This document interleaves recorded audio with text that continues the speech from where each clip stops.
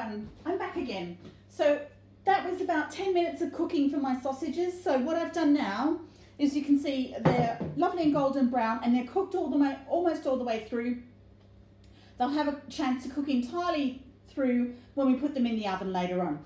So golden brown, I've put them in the casserole dish, ready to use later, and I'll set those aside. And then we're ready to start doing our onions, okay? So I'm going to put the pan onto a medium heat.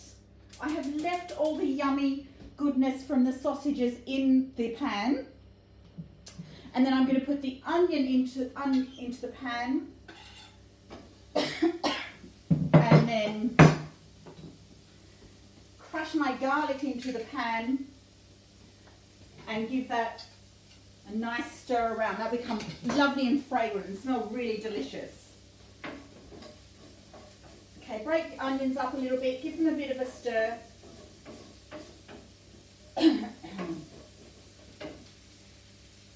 Okay, so I've just turned that down a little bit so they don't cook too quickly. And then I'm going to add my herbs so that the herbs start to release the flavour.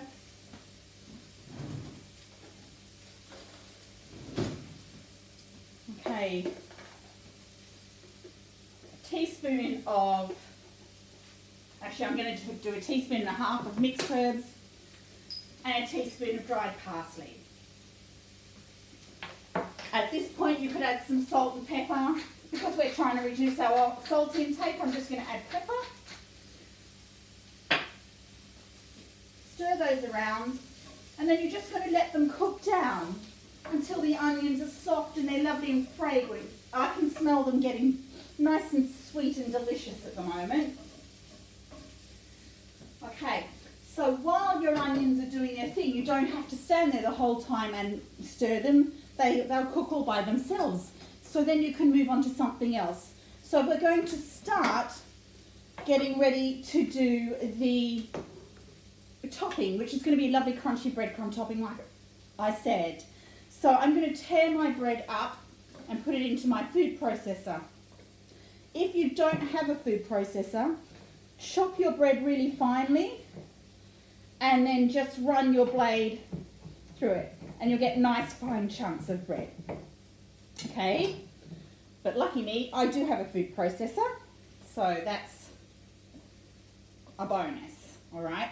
I'm not going to turn that on now because that's going to make way too much noise. The next thing I'm going to do to prepare for the topping is I'm going to finely chop my fresh parsley. Now when we're finely chopping herbs, we use a knife technique called a low rise technique, okay? So your blade goes onto the board.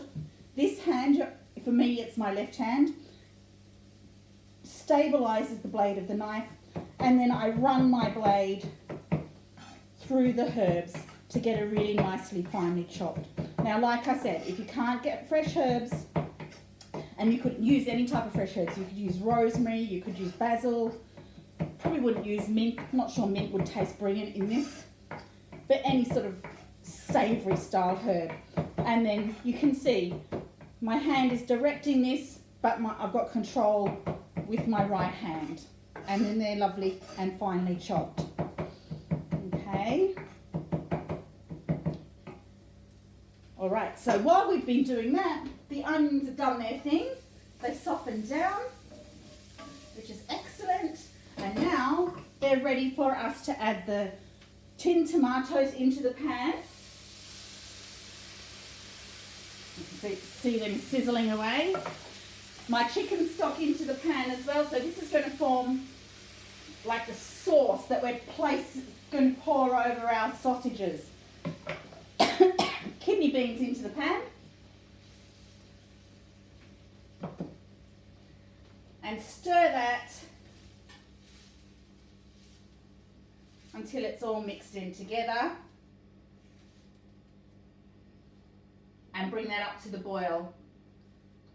And I want you to cook that for about 2 or 3 minutes, just so all the flavours mix in together. While that's doing its thing, I'm going to prepare these breadcrumbs while I'm off camera, so I'll be back in just a second to show you what's next.